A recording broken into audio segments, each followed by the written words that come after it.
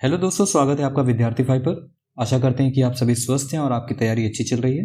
तो दोस्तों, आज के इस सेशन में हम डिस्कस करने वाले हैं मार्च 2024 से जुड़ी हुई कुछ इंपॉर्टेंट करंट अफेयर क्वेश्चंस। तो चलिए बिना समय गंवाए हम इस सेशन को स्टार्ट करते हैं। अगर आप चैनल पर नए हैं या फिर अभी तक आपने चैनल सब्सक्राइब नहीं किया है तो चैनल को सब्सक्राइब करना ना भूलें और बेल आइकन पर जरूर क्लिक करें ताकि आपको सारे वीडियो की नोटिफिकेशन आपको मिलती रहे। तो चलिए आज के सेशन को स्टार्ट करते हैं। पहला क्वेश्चन देखिए, 5 करोड़ आयुष्मान कार्ड जारी करने वाला पहला राज्य कौन बना? तो देखिए ये था उत्तर प्रदेश। तो चलिए दोस्तों अगले क्वेश्चन की ओर चलते हैं।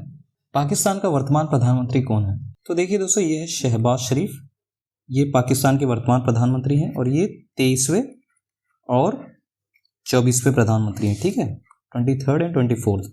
और इसके साथ ही अगर आसिफ अली जरदारी की बात करें तो ये वर्तमान में वहाँ के राष्ट्रपति हैं। तो ठीक है, ये 14वें राष्ट्रपति हैं और ये इनका दूसरा कार्यकाल है, सेकेंड टर्म। ठीक है, और शहबाज शरीफ का भी ये सेकेंड टर्म है, तो याद रखिएगा। और यहाँ पे आपका आंसर हो जाएगा प्राइम मिनिस्टर में शहबाज शरीफ। ठीक है, और ये राष्ट्रपति हैं यानी कि प्रेसिडेंट। तो चलिए अगले क्वेश्चन की ओर चलते हैं। मीथेन सैट किस स्पेस कंपनी द्वारा लॉन्च किया गया? तो देखिए यहाँ पे आपका आंसर हो जाएगा स्पेस एक्स। स्पेस एक्स ने इसे लॉन्च किया है अपने फैल्कन 9 रॉकेट से। ठीक है, जो इनका फैल्कन 9 रॉकेट है उसके जरिए इसे लॉन्च किया गया है। और ये मीथेन सेट जो है ये किसके द्वारा लॉन्च किया गया था? ये आइडिया किसका था? तो ये था ईडीएफ का। ठीक है, ईडीएफ क्या है? तो ईडीएफ है एनवायरमेंट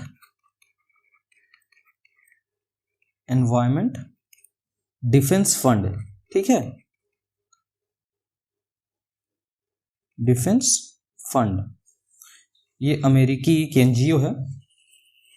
ये आइडिया ईडीएफ का था और स्पेसएक्स की मदद से इसे लॉन्च किया गया कैलिफोर्निया से। ठीक है, कैलिफोर्निया से इसे लॉन्च किया गया फैल्कन 9 रॉकेट से। और मीथेन सेट का काम क्या रहेगा?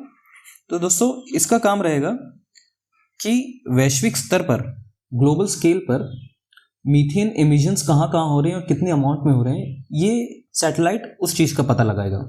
तो चलिए अगले क्वेश्चन की ओर चलते हैं। हाल ही में किस देश ने गर्भपात को संवैधानिक अधिकार बनाया? तो देखिए ये हाल ही में काफी चर्चे में ये न्यूज में रहा। तो ये फ्रांस है जिसने ये कॉन्स्टिट्यूशनल राइट पास किया, यानी कि इसे संवैधानिक अधिकार बना दिया। ठीक है, ये इंपॉर्टेंट भी हो सकता है। तो चलिए अगले क्वेश्चन की ओर बढ़ते हैं। प्रिट्जगर पुरस्कार 2024 से किसे पुरस्कृत किया गया? तो देखिए प्रिट्जगर पुरस्कार के बारे में अगर बात करें तो देखिए ये आर्किटेक्चर यानी जो शिल्पकला है उसमें सबसे बड़ा ये प्राइज माना जाता है। ये शिल्पकला में नोबेल प्राइज की तरह इसे देखा जाता है, यानी कि नोबेल प्राइज फॉर आर्किटेक्चर। ठीक है, तो नोबेल प्राइज फॉर आर्किटेक्चर, ये याद रखिएगा। और प्रिट्जगर पुरस्कार कुछ इस तरीके से दिखता है, इसे याद रखना। और 2024 से किसे ये सम्मानित हुए? तो देखिए रिकेन यामामोटो, ये जापान के हैं, इन्हें ही ये 2024 का पुरस्कार इन्हें ही मिला है। और फिलिप जॉनसन की बात करें तो ये सबसे पहले थे जिन्हें ये प्राइज मिला है। ठीक है, कब?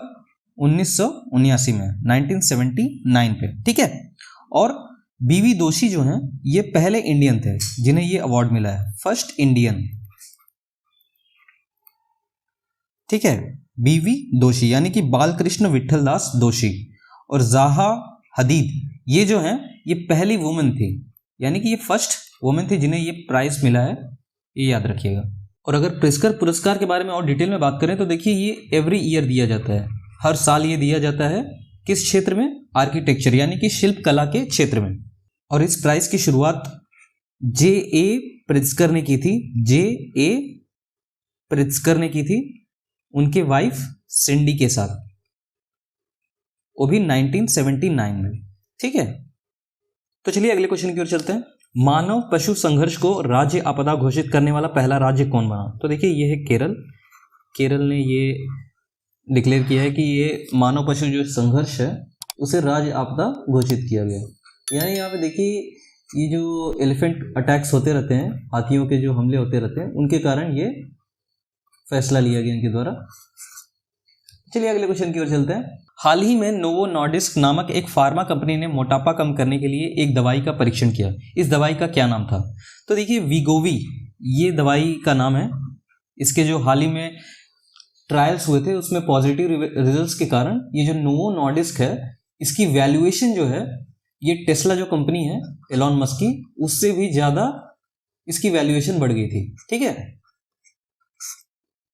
तो इसलिए काफ़ी न्यूज़ में था हाल ही में। तो चलिए अगले क्वेश्चन की ओर चलते हैं।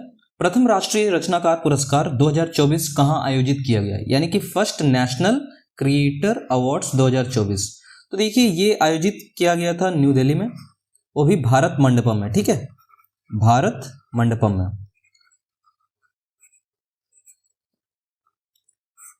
तो ये सबसे पहला ऐसा कोई पुरस्कार दिया गया है डिजिटल क्रिएटर्स को, ये याद रखिएगा।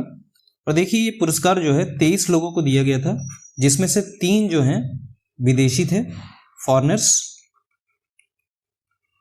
और ये अवार्ड किसके द्वारा दिया गया है, तो ये पीएम मोदी द्वारा सभी को दिया गया था, ये याद रखिएगा। और इन 23 लोगों में कुछ इंपॉर्टेंट जो कैटेगरीज थे वो थे स्वच्छता एम्बेसडर, स्वच्छता एम्बेसडर अवार्ड। ठीक है, एम्बेसडर अवार्ड जो है ये दिया गया था मल्हार कालंबे। ठीक है, ये इन्हें दिया गया है। और जया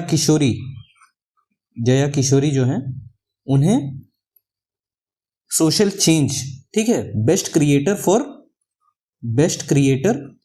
फॉर सोशल चेंज, इस कैटेगरी में इन्हें भी ये पुरस्कार मिला है। ठीक है, तो चलिए दोस्तों अगले क्वेश्चन की ओर चलते हैं। सेला सुरंग किस राज्य में स्थित है? तो देखिए सेला सुरंग की जो लागत थी वो 825 करोड़ है। ठीक है, और ये दुनिया का पहला लॉन्गेस्ट ट्विन टनल है। ठीक है, लॉन्गेस्ट ट्विन टनल। देखिए यहां पे आप देख सकते हैं ट्विन टनल कुछ इस तरीके से। और इसका जो उद्घाटन था यह नरेंद्र मोदी द्वारा किया गया था, नरेंद्र मोदी। और ये जो सेला सुरंग है ये 13,000 फीट की ऊंचाई पर ये बना हुआ है। ठीक है, और किस राज्य में ये स्थित है? तो ये है अरुणाचल प्रदेश। ठीक है, और ये जो सेला सुरंग जो है ये गुवाहाटी को तवांग डिस्ट्रिक्ट से जोड़ती है। ठीक है, तवांग डिस्ट्रिक्ट से जोड़ती है। तो चलिए अगले क्वेश्चन की ओर चलते हैं। हाल ही में निवेट्टी ने किस राज्य में भारत के सबसे तेज IP/MPLS राउटर का अनावरण किया? तो देखिए ये बेंगलुरु में किया गया था। ये भारत का सबसे तेज IP/MPLS राउटर बन चुका है। तो देखिए इसकी जो स्पीड है ये 2.4 टेराबिट्स पर सेकेंड की स्पीड ये देता है। और इसका उद्घाटन किसके द्वारा किया गया था? तो ये अश्विनी वैष्णव द्वारा इसका उद्घाटन किया गया था, अश्विनी वैष्णव। चलिए अगले क्वेश्चन की ओर बढ़ते हैं। महतारी वंदन योजना किस राज्य से जुड़ी हुई है? तो देखिए ये है छत्तीसगढ़ से जुड़ी हुई है ये। और छत्तीसगढ़ के प्रेजेंट में मुख्यमंत्री कौन है? तो देखिए ये है विष्णुदेव साई। ठीक है, और ये जो सिमिलर योजना है, ये जो सिमिलर स्कीम है, ये लाडली बहन योजना के तरह ही है। इसमें जो विवाहित स्त्री है यानी जो मैरिड वुमेन है उनको 12,000 पर ईयर इसके तहत मिलता है, यानी कि 1,000 रुपीज़ पर मंथ के हिसाब से। तो चलिए अगले क्वेश्चन की ओर चलते हैं। तो चलिए दोस्तों अगले क्वेश्चन की ओर चलते हैं। मुख्यमंत्री सौर स्वरोजगार योजना 2024 किस राज्य से संबंधित है? तो दोस्तों ये संबंधित है उत्तराखंड से। और उत्तराखंड के प्रेजेंट चीफ मिनिस्टर कौन है? तो ये है पुष्कर सिंह धामी। ठीक है, पुष्कर सिंह धामी। तो चलिए दोस्तों अगले क्वेश्चन की ओर चलते हैं। मिस वर्ल्ड 2024 से किसे ताज पोषित किया गया? तो यहाँ पर देखिए दोस्तों, यहाँ इसका आंसर हो जाएगा क्रिस्टीना प्लिस्कोवा।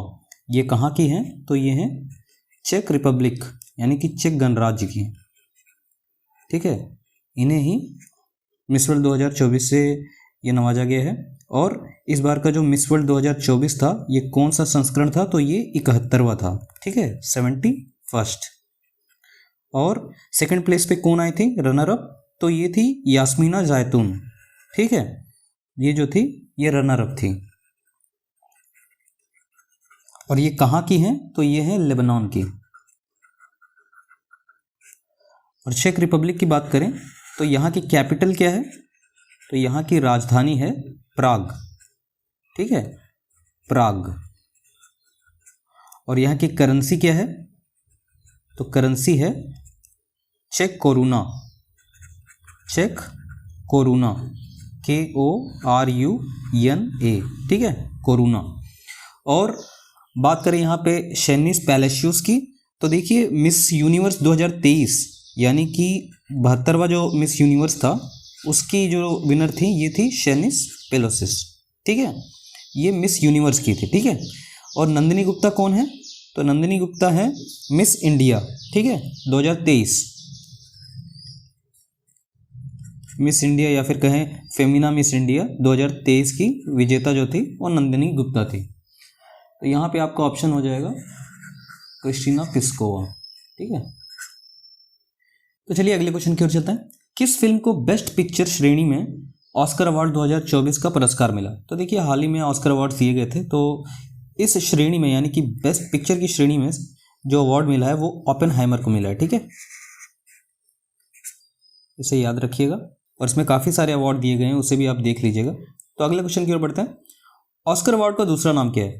तो देखिए ऑस्कर अवार्ड जो है इसका जो दूसरा नाम है ये है अकेडमी अवार्ड्स ऑफ मेरिट, ठीक है। और इस बार का ये जो संस्करण था ऑस्कर अवार्ड का 2024 का जो संस्करण था वो है 96वां, ठीक है, 96th वर्जन है इस बार का। और ये सबसे पहली बार ये जो अवार्ड दिया गया था ऑस्कर अवार्ड, तो सबसे पहली बार दिया गया था 1927 में, फर्स्ट टाइम इन 1927, ठीक है, 1927, ये याद रखिएगा। तो चलिए दोस्तों अगले क्वेश्चन की ओर चलते हैं। अग्नि 5 को किस तकनीक पर बनाया गया है? तो दोस्तों अग्नि 5 का भी हाल ही में फर्स्ट टेस्ट हुआ था जो कि सक्सेसफुल हुआ, और ये MIRV तकनीक पे बना हुआ है, जिसका मतलब है कि multiple independently targetable re entry vehicle, ठीक है। तो इसके ज़रिए यहाँ पे क्या है कि एक ही जो मिसाइल है ये कई सारे वॉरहेड्स लेके जा सकता है और कई डिफरेंट जगह पे यहाँ पे अटैक कर सकते हैं। तो ये MIRV तकनीक पे बना हुआ है, ठीक है। और ये किसके द्वारा डेवलप किया गया है? तो ये DRDO द्वारा डेवलप किया गया है, ये याद रखिएगा। तो दोस्तों अगला क्वेश्चन देखिए, मरीन सिक्योरिटी बेल्ट 2024 त्रिपक्षीय नौसेना अभ्यास किन देशों के मध्य हुआ? तो दोस्तों ये था ईरान, रूस और चाइना के बीच में, ठीक है, इसे याद रखिएगा, ये इंपॉर्टेंट हो सकता है जो अभ्यास वगैरह पूछे जाते हैं उसमें। तो चलिए अगले क्वेश्चन की ओर चलते हैं। भूमि वंदन योजना किसके द्वारा लॉन्च किया गया? तो देखिए भूमि वंदन योजना जो है ये रिस्टोरेशन प्रोजेक्ट है, ठीक है, ये चीज़ों को रिस्टोर करना, यानी कि जो इंपॉर्टेंट लैंडमार्क चीज़ें हैं उन्हें रिस्टोर करना। तो ये लॉन्च किया गया था नरेंद्र मोदी द्वारा, और इसके तहत ही जो साबरमती आश्रम है गुजरात का, साबरमती आश्रम को रिस्टोरेशन प्रोजेक्ट में लाने के लिए 1200 करोड़ लगभग यहाँ पे आवंटित किए गए थे, 1200 करोड़, ठीक है, ये याद रखिएगा। तो चलिए अगले क्वेश्चन की ओर चलते हैं। माजुली मुखौटा किस राज्य से संबंधित है? तो यहाँ पे माजुली मुखौटा यहाँ पे किस लिए यहाँ पे क्वेश्चन में, तो देखिए हाल ही में GI टैग मिला गया है किसे किसे, तो माजुली मुखौटा और सिल्वर फिलिग्री, इसे जो है GI टैग मिला है। जहाँ पे माजुली मुखौटा जो है ये कहाँ से बिलोंग करता है? तो ये है असम, ठीक है, असम से ये बिलोंग करता है। और सिल्वर फिलिग्री जो है ये कटक, उड़ीसा का जो कटक है वहाँ से इसे GI टैग मिला हुआ है। तो यहाँ पे आपका ऑप्शन जो हो जाएगा यहाँ पे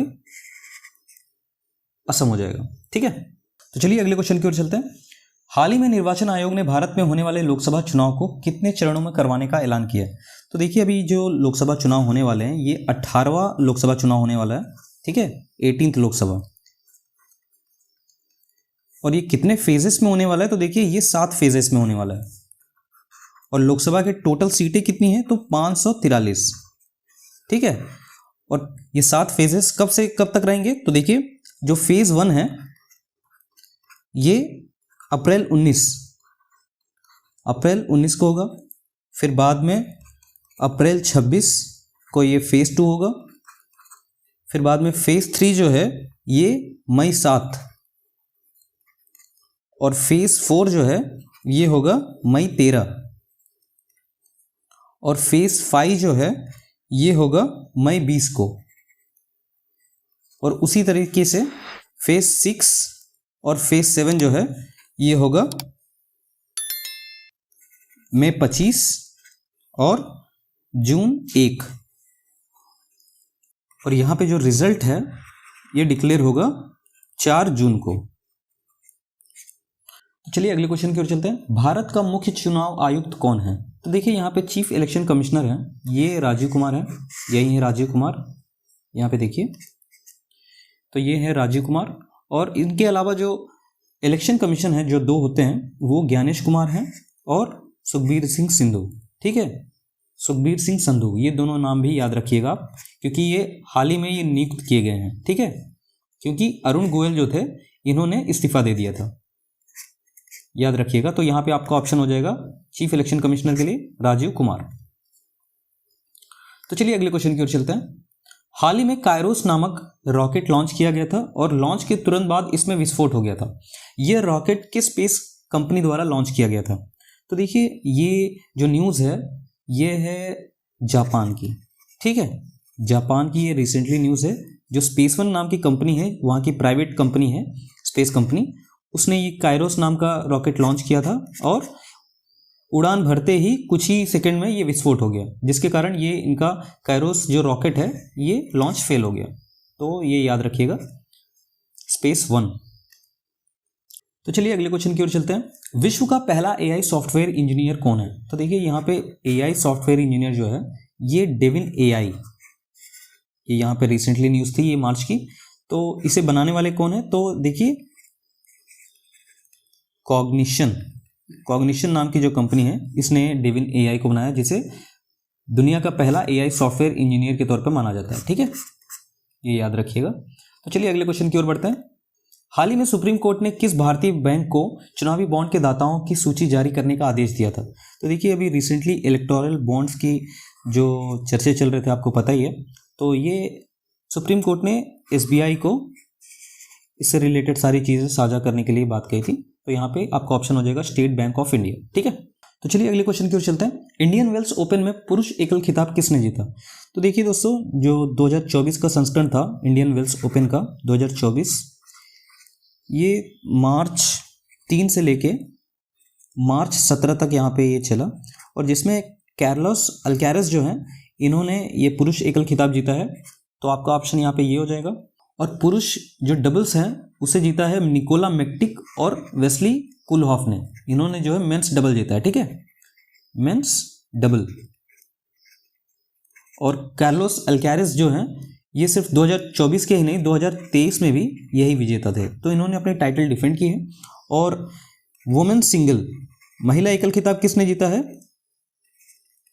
तो देखिए ये जीता गया है ईगा स्वायत्तेक द्वारा, ईगा स्वायत्तेक। ठीक है, तो चलिए अगले क्वेश्चन की ओर चलते हैं। किस टीम ने महिला प्रीमियर लीग 2024 का खिताब जीता? तो देखिए यहाँ पे महिला प्रीमियर लीग 2024 जो है ये देखिए ये जो आईपीएल है उसका ये फीमेल वर्जन है। ठीक है, वुमेन्स वर्जन है। तो वुमेन्स प्रीमियर लीग जो है ये इस बार का ये सेकंड सीजन था, और इसकी फ्रेंचाइजी जो है ये किसके द्वारा है? तो टाटा द्वारा ली गई है। और इस बार के जो विजेता थे वो रॉयल चैलेंजर्स बेंगलोर थे। ठीक है, और रनर अप जो थे वो दिल्ली कैपिटल्स। तो यहाँ पे आपका ऑप्शन जो हो जाएगा रॉयल चैलेंज बेंगलोर। और इसी के साथ में ही अगर ऑरेंज कैप की बात करें जो सबसे ज़्यादा रन बनाते हैं, तो ऑरेंज कैप जो मिला था ये मिला था एलिस पेरी को। ठीक है, एलिस पेरी, ये इन्हें मिला था। और सबसे ज़्यादा विकेट यानी कि जो पर्पल कैप होता है वो किसे मिला? ये थी श्रेयंका पाटिल, श्रेयंका पाटिल। ठीक है, तो ये भी याद रखिएगा। तो चलिए अगले क्वेश्चन की ओर चलते हैं। रामनाथ गोयनका उत्कृष्टता पत्रकारिता पुरस्कार 2021-2022 किसके द्वारा दिया गया? तो देखिए ये नितिन गडकरी द्वारा दिया गया था, और ये पत्रकारिता के लिए ये पुरस्कार दिया जाता है। ठीक है, और ये 2021 और 2022 के लिए दिया गया था। तो चलिए दोस्तों अगले क्वेश्चन की ओर चलते हैं। किस राज्य में सबसे अधिक लोकसभा सीटें हैं? तो देखिए ये उत्तर प्रदेश में सबसे अधिक हैं, ये है टोटल 80 लोकसभा सीटें हैं यहाँ पे। और महाराष्ट्र की बात करें तो देखिए महाराष्ट्र में है 48। ठीक है, 48 सीटें हैं। और बिहार में है 40 लोकसभा सीटें, और पश्चिम बंगाल में है 42 सीटें। तो ठीक है, सबसे अधिक कहाँ पे हैं? तो ये उत्तर प्रदेश में। तो चलिए दोस्तों अगले क्वेश्चन की ओर चलते हैं। विश्व वायु गुणवत्ता रिपोर्ट 2023 के अनुसार भारत के किस शहर को विश्व का सबसे प्रदूषित शहर माना गया है? तो देखिए ये जो रिपोर्ट है वर्ल्ड एयर क्वालिटी रिपोर्ट 2023, ये पब्लिश की जाती है IQ एयर द्वारा, जो कि एक स्विस कंपनी है, ठीक है। और इनके अनुसार 2023 का जो रिपोर्ट है इसमें बेगूसराय जो कि बिहार में स्थित है इसे पहला स्थान मिला है पूरे विश्व में प्रदूषित शहर के मामले में। और दूसरे पे यहाँ पे ये गुवाहाटी और तीसरे पे दिल्ली, यानी कि जो टॉप 3 जो पोजीशन है ये भारतीय शहरों द्वारा ही लिया गया है। और जो चौथे पे जो ये स्थान मिला है ये पाकिस्तान के लाहौर को, ठीक है। तो देखिए यहाँ पे कुछ इस तरीके से ये रिपोर्ट पब्लिश हुई थी इसी महीने में। तो चलिए अगले क्वेश्चन की ओर चलते हैं। फैशन और जीवन शैली के श्रेणी में किसे एक्सप्रेस AWE अवार्ड मिला? तो देखिए एक्सप्रेस AWE अवार्ड जो है ये अवार्ड्स फॉर वुमेन एंटरप्रेन्योर्स है, ठीक है। इसका पूरा फुल फॉर्म जो है अवार्ड्स फॉर वुमेन एंटरप्रेन्योर्स है। और यहाँ पे ये जो फैशन और जीवन शैली के मामले में यानी कि फैशन एंड लाइफस्टाइल के जो कैटेगरी है इसमें ये विनीता सिंह को ये अवार्ड मिला है, ठीक है। विनीता सिंह, यहाँ पे आपका ऑप्शन ये हो जाएगा विनीता सिंह। और अनन्या बिरला जो है इन्हें news maker of the year, news maker of the year का अवार्ड मिला है इसी श्रेणी में। और यहाँ पे दीपिका पादुकोण जो है इन्हें सोशल इम्पैक्ट मेंटल हेल्थ के श्रेणी में इन्हें मिला है, ठीक है। सोशल इम्पैक्ट मेंटल हेल्थ के श्रेणी में इन्हें ये अवार्ड मिला है। तो देखिए यहाँ पे तीनों को अवार्ड मिला है। और यहाँ पे ये जो गौर गोपाल दास जो दिख रहे हैं ये यहाँ के गेस्ट ऑफ ऑनर थे, ठीक है, गेस्ट ऑफ ऑनर। तो चलिए अगला क्वेश्चन देखते हैं दोस्तों। विश्व खुशहाली सूचकांक 2024 में भारत का कौन सा स्थान रहा? तो देखिए ये बहुत इंपॉर्टेंट क्वेश्चन रहने वाला दोस्तों, क्योंकि सूचकांक से बहुत क्वेश्चन यहाँ पे आते हैं। यहाँ पे ये हो गया और यहाँ पे IQ एयर वाला जो क्वेश्चन था, ये वर्ल्ड एयर क्वालिटी रिपोर्ट वाला, ठीक है। ये सब काफ़ी इंपॉर्टेंट होते हैं क्योंकि सूचकांक के ऊपर यहाँ पे डायरेक्ट क्वेश्चन आते हैं। तो यहाँ पे देखिए विश्व खुशहाली सूचकांक 2024, इसमें भारत का जो स्थान रहा ये 126वां रहा, ठीक है। और टोटल कितने देश थे? तो देखिए टोटल थे 146 देश। 146 देशों में भारत की जो यहाँ पे रैंकिंग थी ये 126 थी। तो आपका ऑप्शन यहाँ पे ये हो जाएगा। टोटल कितने देश थे? 146। और देखिए ये जो रिपोर्ट है वर्ल्ड हैप्पीनेस इंडेक्स 2024, ये किसके द्वारा पब्लिश होती है हर साल? तो देखिए ये पब्लिश होती है UNSDSN द्वारा, United Nations sustainable development solutions network, ठीक है, इनके द्वारा ये पब्लिश होती है, ये भी याद रखिएगा। और इस बार की जो टॉप कंट्रीज हैं टॉप 5 में, तो देखिए पहले पे है फिनलैंड, दूसरे पे है डेनमार्क और तीसरे पे है यहाँ पे आइसलैंड, और युद्ध के बावजूद भी चौथे पे है इजराइल और 5वें पे है नीदरलैंड, ठीक है। तो ये याद रखिएगा। तो चलिए दोस्तों अगले क्वेश्चन की ओर चलते हैं। विश्व जल दिवस कब मनाया जाता है? तो यहाँ पे देखिए 22 मार्च ये जो डेट है ये विश्व जल दिवस के लिए है, वर्ल्ड वाटर डे। काफ़ी इंपॉर्टेंट है ये लगभग हर वनडे एग्जाम क्वेश्चन में इधर उधर पूछे ही जाते हैं और काफ़ी बेसिक सा क्वेश्चन है, स्टैटिक जीके के पॉइंट ऑफ व्यू से तो काफ़ी इंपॉर्टेंट है।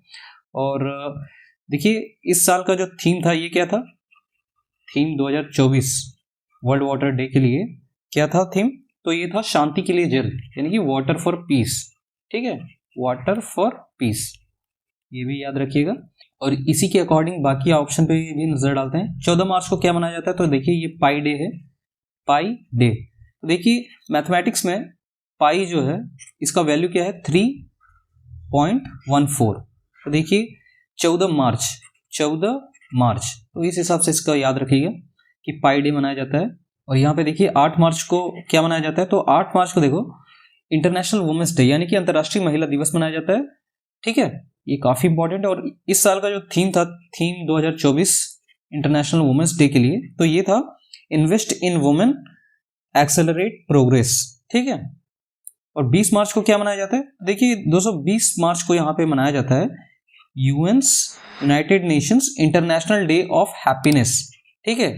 जो खुशहाली रिपोर्ट आती है ना, तो इस दिन 20 मार्च को ठीक है, तो यहाँ पे आपका ऑप्शन क्या हो जाएगा वर्ल्ड वाटर डे के लिए, तो 22 मार्च। ठीक है, ये आपका ऑप्शन हो जाएगा। और इस साल का थीम भी याद कर लीजिएगा, थीम वगैरह बहुत पूछते हैं इधर उधर। तो चलिए दोस्तों अगले क्वेश्चन की ओर चलते हैं।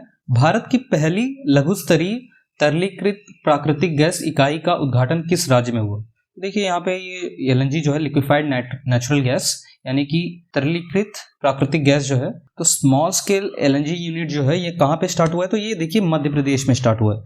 तो जो गेल है, गेल इंडिया लिमिटेड की जो विजयपुर कॉम्प्लेक्स में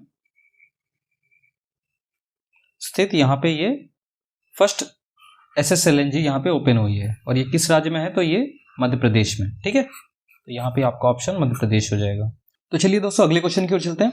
हाल ही में भारत द्वारा हैती से भारतीय नागरिकों को निकालने के लिए शुरू किए गए ऑपरेशन का नाम क्या है? तो देखिए हैती जो है ये करेबियाई देश है और यहाँ पे काफी वायलेंस को ध्यान में देते हुए भारत ने अपने नागरिकों को वापस भारत लाने के लिए ऑपरेशन इंद्रावती की शुरुआत की। ठीक है, ऑपरेशन इंद्रावती, तो आपका ऑप्शन यहाँ पे ऑपरेशन इंद्रावती हो गया।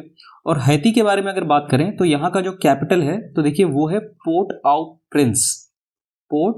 आओ प्रिंस। और हैती की करेंसी क्या है, वहां की मुद्रा क्या है? तो ये है हैतियन गॉडे। ठीक है, गॉडे। और बाकी अगर ऑप्शन की तरफ अगर चलें तो ऑपरेशन कावेरी किस लिए शुरू की गई थी? तो सूडान से भारतीयों को सुरक्षित वापस लाने के लिए। और ऑपरेशन अजय ये इजराइल से भारतीयों को वापस लाने के लिए। ठीक है, और ऑपरेशन गंगा तो ये शुरुआत की गई थी रशिया और यूक्रेन से भारतीयों को सुरक्षित वापस लाने के लिए। ठीक है, तो ये भी याद रखिएगा। तो चलिए अगले क्वेश्चन की ओर चलते हैं। हरियाणा का नया मुख्यमंत्री कौन बना? तो देखिए इसका आंसर है नायब सिंह सैनी। ये हाल ही में नए मुख्यमंत्री बने हैं हरियाणा के। और इसके पहले जो थे वो थे मनोहर लाल खट्टर। तो ये याद रखिएगा क्योंकि रिसेंट चेंजेस हुए हैं। तो चलिए अगले क्वेश्चन की ओर चलते हैं। WSPS पैरा निशानाबाजी विश्व कप के 10 मीटर एयर पिस्टल में रजत पदक किसने जीता? तो देखिए इंडिविजुअल की अगर बात करें तो यहाँ पे मनीष नरवाल। ठीक है, मनीष नरवाल, इन्हें ये रजत पदक मिला है। ठीक है, और यही है मनीष नरवाल। और इसी के साथ में जो तीन लोगों का जो टीम है यानी कि मनीष नरवाल, रुद्रांश खंडेलवाल और संजीव गिरी, इन तीनों ने भी टीम वाले कैटेगरी में इन्होंने सिल्वर यानी कि रजत पदक जीता है। ठीक है, और लक्ष्य सेन की बात करें तो इनका संबंध है बैडमिंटन से। ठीक है, तो यहां पे आपका ऑप्शन क्या हो जाएगा? तो इंडिविजुअल में यहां पे मनीष नरवाल। ठीक है, तो चलिए दोस्तों अगले क्वेश्चन की ओर चलते हैं। निम्नलिखित में से किसे लॉटरी किंग के नाम से जाना जाता है? ठीक है, तो यहां पे देखिए लॉटरी किंग के नाम से जाना जाता है सैंटियागो मार्टिन को। और ये ओनर हैं future gaming and hotel services के। और इनकी जो कंपनी है इसने इलेक्टोरल बॉन्ड्स में 1368 करोड़ का डोनेशन दिया था। तो ठीक है, ये याद रखिएगा। तो चलिए अगले क्वेश्चन की ओर चलते हैं दोस्तों। भारतीय कुश्ती महासंघ का नया अध्यक्ष कौन बना? तो दोस्तों संजय सिंह जो है ये नए अध्यक्ष बने हैं, यही है संजय सिंह। और इसके पहले अध्यक्ष कौन थे? तो ये थे बृजभूषण शरण सिंह। तो यही है बृजभूषण शरण सिंह, ये फॉर्मर हैं और ये प्रेजेंट में संजय सिंह है। ठीक है, तो चलिए दोस्तों अगले क्वेश्चन की ओर चलते हैं। स्टार्टअप महाकुंभ 2024 का थीम क्या था? तो आप यहाँ पे देख सकते हैं भारत इनोवेट्स, ये यहाँ का थीम था इस इवेंट का, भारत इनोवेट्स। तो ये आपका करेक्ट ऑप्शन हो जाएगा। और इस इवेंट के बारे में बात करें तो देखिए मार्च 18 से मार्च 20 यानी कि 3 डेज की ये इवेंट थी। और ये कहाँ पे आयोजित ये हुआ था? तो भारत मंडपम न्यू दिल्ली। ठीक है, तो चलिए दोस्तों अगले क्वेश्चन की ओर चलते हैं। हाल ही में विंटर थ्रोइंग कंपटीशन में सबसे कम उम्र में 90 मीटर से अधिक भाला फेंकने वाले पहले खिलाड़ी कौन बने? तो देखिए ये है मैक्स डेनिंग, ये जर्मनी के हैं। 19 साल के डेनिंग ने 90.20 मीटर, ठीक है, भाला फेंक के ये रिकॉर्ड बना दिया है। तो ये याद रखिएगा, मैक्स डेनिंग। ठीक है, तो चलिए दोस्तों अगले क्वेश्चन की ओर चलते हैं। 2024 पेरिस ओलंपिक खेलों में भारत का ध्वजवाहक कौन है? तो देखिए फ्लैग बेरर जो है ध्वजवाहक, ये शरद कमल जी को चुना गया है। और शरद कमल किससे संबंधित है? तो ये है टेबल टेनिस से संबंधित है। ठीक है, टेबल टेनिस से। और इसके अलावा बाकी ऑप्शन की ओर चले तो देखिए शैली सिंह जो है ये लॉन्ग जंप से संबंधित है। और नीरज चोपड़ा जो है इन्हें तो आप जानते ही हैं, ये जैवलिन थ्रो से जुड़े हुए हैं। और सुमित नागल, इनका संबंध जो है ये है टेनिस से। तो याद रखिएगा इन्हें। तो चलिए दोस्तों अगले क्वेश्चन की ओर चलते हैं। भूटान का सर्वोच्च सम्मान प्राप्त करने वाला पहला विदेशी राजनेता कौन है? तो देखिए पहला विदेशी राजनेता, भूटान का हाईएस्ट सिविलियन अवार्ड यानी कि सर्वोच्च सम्मान प्राप्त करने वाले कौन है? तो ये है नरेंद्र मोदी, ठीक है। और भूटान का जो ये हाईएस्ट सिविलियन अवार्ड है, सर्वोच्च सम्मान, इसका नाम क्या है? तो ये है ऑर्डर ऑफ ड्रुक ग्याल्पो, ठीक है। और इसका दूसरा नाम क्या है? Order of the dragon king, ठीक है। इस नाम से भी इसे जाना जाता है, तो ये याद रखिएगा। और ये भूटान के राजा द्वारा दिया जाता है। और भूटान के राजा कौन है? तो ये है किंग जिग्मे खेसर नामग्येल, जिग्मे खेसर नामग्येल, ठीक है। तो चलिए अगले क्वेश्चन की ओर चलते हैं। A walk up the hill living with people and nature किताब किसके द्वारा लिखी गई है? तो देखिए ये लिखी गई है माधव गढ़गिल द्वारा। ये देखिए काफी इंपॉर्टेंट हो जाता है ये बुक्स वगैरह, तो एक नजर इस पे भी लगा लीजिएगा। तो चलिए दोस्तों अगले क्वेश्चन की ओर चलते हैं। संगीत कलानिधि पुरस्कार 2024 किसे मिला? देखिए यहाँ पे संगीत कलानिधि पुरस्कार जो है ये कर्नाटिक शास्त्रीय संगीत में सबसे सर्वोच्च सम्मान है। और इस बार 2024 का पुरस्कार किसे मिला? तो ये टीएम कृष्णा जी को मिला, ठीक है। तो ये याद रखिएगा। तो चलिए दोस्तों अगले क्वेश्चन की ओर चलते हैं। हाल ही में किस टीम ने आईपीएल इतिहास का सबसे सर्वाधिक रन बनाया? तो 27 मार्च को ये जो मैच हुआ था उसमें सनराइजर हैदराबाद ने मुंबई इंडियंस के खिलाफ 277 रन की टोटल रन्स यहाँ पे रखे थे, ठीक है। 277 रन बनाने वाला ये जो टीम है सनराइजर हैदराबाद, ये आईपीएल इतिहास का सबसे सर्वाधिक रन बन गया, ठीक है। तो यहाँ पे आपका ऑप्शन क्या हो जाएगा? सनराइजर हैदराबाद। तो चलिए अगले क्वेश्चन की ओर चलते हैं। हाल ही में चर्चित में रहा क्रोकस सिटी हॉल स्थल किस देश में स्थित है? तो देखिए यहाँ पे आतंकवादी हमला हुआ था, ये रशिया में स्थित है। तो इसकी जिम्मेदारी किसने ली थी? ISIS-K ने। तो यहाँ पे के जो है ये खुरासन, ये अफगानिस्तान बेस्ड टेररिस्ट ग्रुप है जिन्होंने क्लेम किया था कि इन्होंने ये हमला करवाया। तो क्रोकस सिटी हॉल कहाँ पे स्थित है? तो ये रूस में स्थित है, ठीक है, रशिया। तो आपका ऑप्शन यहाँ पे रशिया हो जाएगा। तो चलिए दोस्तों अगले क्वेश्चन की ओर चलते हैं। हुरून ग्लोबल रिच लिस्ट 2024 के अनुसार दुनिया के किस शहर में सबसे अधिक अरबपति हैं? तो देखिए इस लिस्ट के हिसाब से न्यूयॉर्क जो है ये पहले स्थान पे आता है। यहाँ पे सबसे ज्यादा अरबपति निवास करते हैं। यहाँ पे कुल 271 अरबपति रहते हैं। और इसी के साथ में लिस्ट में जो दूसरा रैंकिंग है ये लंदन का है, यहाँ पे 97, ठीक है, 97 अरबपति रहते हैं। और तीसरे स्थान पे यहाँ पे मुंबई है, यहाँ पे कुल 92, ठीक है, 92 अरबपति रहते हैं। और ये जो दिल्ली है इसकी रैंकिंग है 9वीं नंबर, ठीक है, यहाँ पे कुल 57 अरबपति निवास करते हैं। तो आपका ऑप्शन यहाँ पे न्यूयॉर्क हो जाएगा पहले स्थान पे, ठीक है।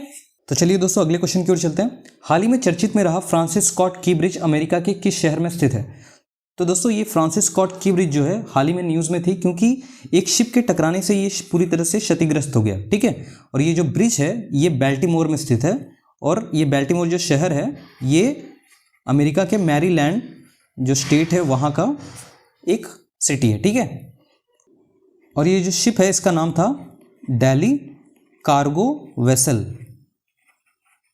ठीक है। और इसमें कुल 22 भारतीय जो हैं वो सवार थे। और इन्होंने पहले ही सूचना दे दी थी ब्रिज के ऑफिसरों को कि उनका जो कंट्रोल है छूट चुका है उनसे, जिसके कारण काफ़ी जाने जो हैं ये बचाने में वहाँ पे सक्षम भी रहे।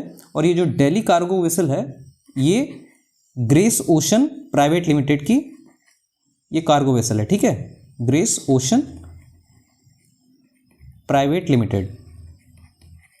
और इस ब्रिज के बारे में बात करें तो देखिए इसकी जो कुल लंबाई थी वो 2.6 किलोमीटर्स की थी। और दोस्तों ये ब्रिज किस नदी पे स्थित थी? तो ये थी पेटैप्स्को नदी पे, ठीक है। तो याद रखिएगा ये सब पॉइंट्स। तो चलिए अगले क्वेश्चन की ओर चलते हैं। कृषि ICCC का उद्घाटन किसने किया? तो देखिए ये थे अर्जुन मुंडा ने इसका उद्घाटन किया था, ठीक है, याद रखिएगा इसे।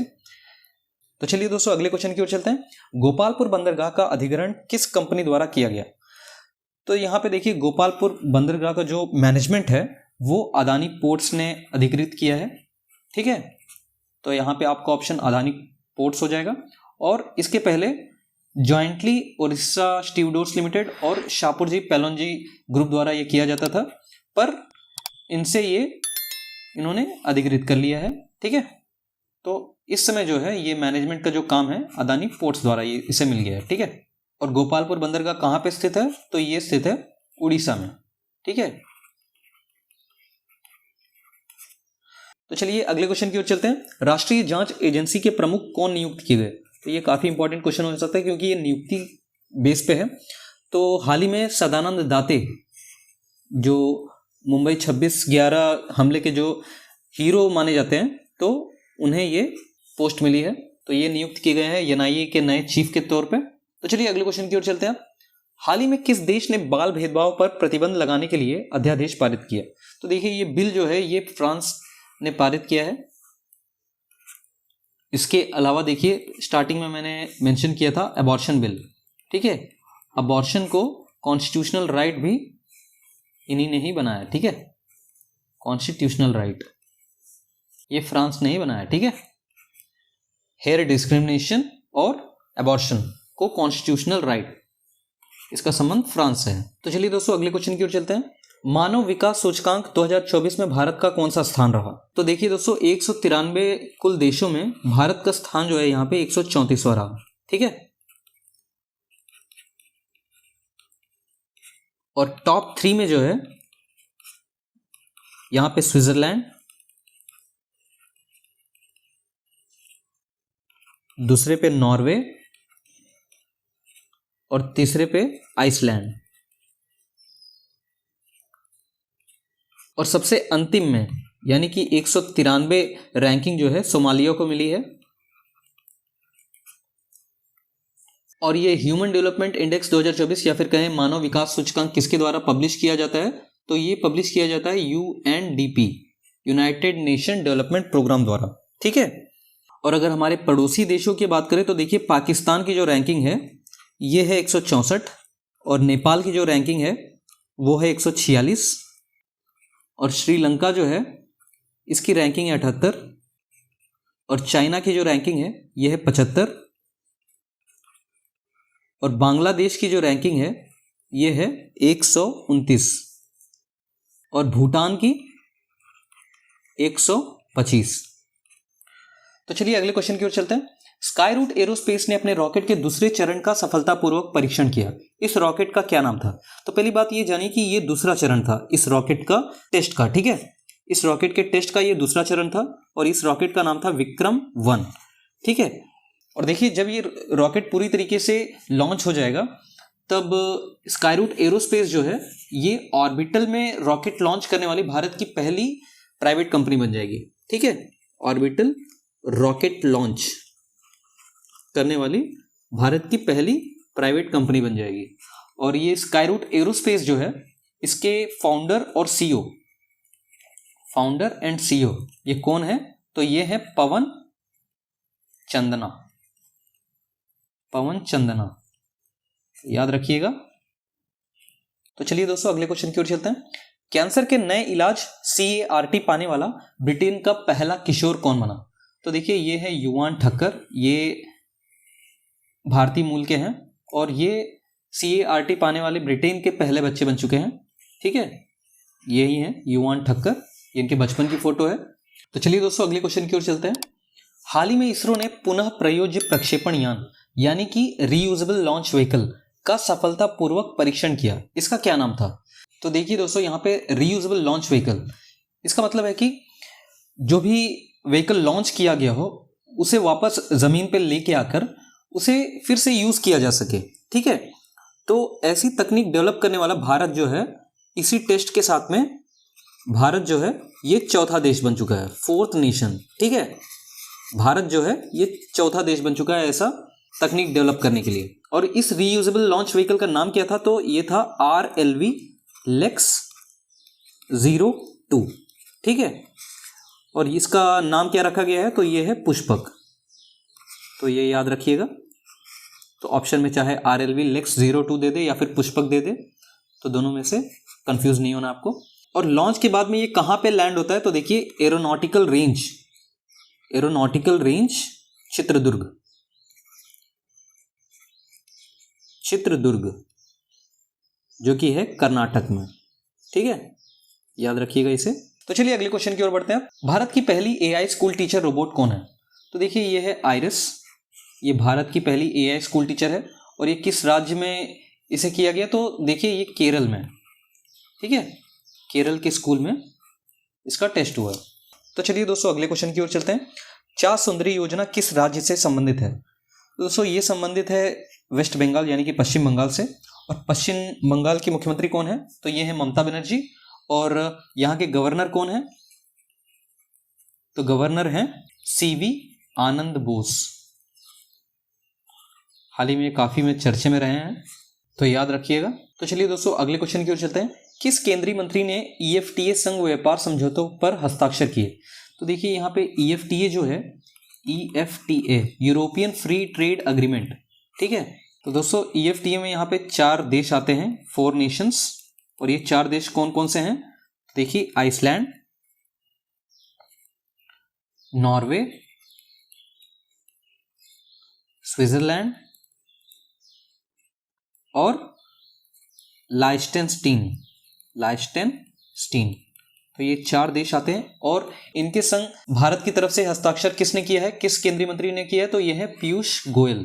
ठीक है, इन्होंने ही हस्ताक्षर किया है। तो चलिए दोस्तों अगले क्वेश्चन की ओर चलते हैं। इसरो के दूसरे रॉकेट लॉन्च पोर्ट की आधारशिला किसने रखी? तो दोस्तों ये रखी है नरेंद्र मोदी द्वारा। और ये कहाँ पे है दूसरा रॉकेट लॉन्च पोर्ट? तो ये है कुलशेखरीपट्टनम, कुलशेखरपट्टिनम। और ये कहाँ पे है? तो ये है तमिलनाडु में। तो चलिए दोस्तों अगले क्वेश्चन की ओर चलते हैं। मूडीज ने 2024 के लिए भारत के विकास का पूर्वानुमान बढ़ाकर कितना प्रतिशत कर दिया है? तो देखिए पहले मूडीज ने 6.8% इसको रखा था, फिर बाद में इसे बढ़ाकर 8% यहाँ पे इन्होंने कर दिया है, 8% इन्होंने कर दिया है। ठीक है, तो आपका यहाँ पे ऑप्शन क्या हो जाएगा? 8%। और यहाँ पे बात देखिए, NSO जो है इन्होंने 7.3 पहले पूर्वानुमान लगाया था, फिर बाद में अभी Q3 तिमाही में भारत की जो GDP ग्रोथ थी वो 8.4% हुई। तो जिसके कारण NSO ने भी 7.3 से बढ़ाकर इसे 7.6% कर दिया था। ठीक है, तो यहाँ पे आपका ऑप्शन क्या हो जाएगा? मूडीज के द्वारा अगर यहाँ पे पूछा जाता है तो पूर्वानुमान बढ़ाकर 8% कर दिया गया है। ठीक है, तो चलिए दोस्तों अगले क्वेश्चन की ओर चलते हैं। विश्व जूनियर भारोत्तोलन चैंपियनशिप में स्वर्ण पदक जीतने वाले पहले भारतीय कौन है? तो दोस्तों ये है हर्षदा गरुड़। तो ये बन चुकी हैं भारत की पहली गोल्ड मेडल लाने वाली world junior weight lifting championship में। और ये रहने वाली कहाँ की है? तो ये पुणे बेस्ड है। ठीक है, पुणे की रहने वाली हर्षदा गरुड़ ने ये मुकाम हासिल किया है। तो आपका ऑप्शन यहाँ पे हो जाएगा हर्षदा गरुड़। और अगर बाकी ऑप्शन की तरफ चले तो देखिए लक्ष्य सेन जो है ये संबंधित है बैडमिंटन से संबंधित है। और गुरदीप सिंह जो है ये भी वेट लिफ्टर है, यानी कि भारोत्तोलन, ये भी भारोत्तोलन से जुड़े हुए हैं, वेट लिफ्टर। और ऋचा मिश्रा जो है ये तैराकी, ठीक है, तैराकी से जुड़ी हुई है, यानी कि स्विमिंग। ठीक है, तो चलिए दोस्तों अगले क्वेश्चन की ओर चलते हैं। 13वां विश्व व्यापार संगठन मंत्री स्तरीय सम्मेलन कहां पर आयोजित हुआ? तो दोस्तों ये अबू धाबी में यहाँ पे ये आयोजित किया गया था। तो यहाँ पे आपका ऑप्शन हो जाएगा अबू धाबी। और ये जो कॉन्फ्रेंस था, यानी कि ये जो सम्मेलन था, ये 13वां था। ठीक है, 13th। और दोस्तों इसी सम्मेलन में थाईलैंड की तरफ से जो एम्बेसडर थे उन्हें भारत के प्रोटेस्ट के कारण उन्हें हटा दिया गया। तो ये कौन थे? तो ये थे पिमचानोक